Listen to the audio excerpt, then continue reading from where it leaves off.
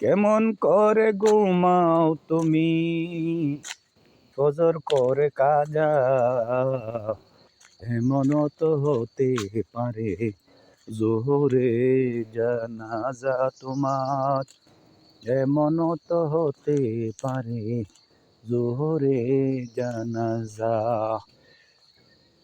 মুসলিম হয় না জন্ম নিলে মুসলমানের ঘরে, কাফের মমিন তফাতটা হয় সালাতের উপরে। মানুষ সালাতের উপর।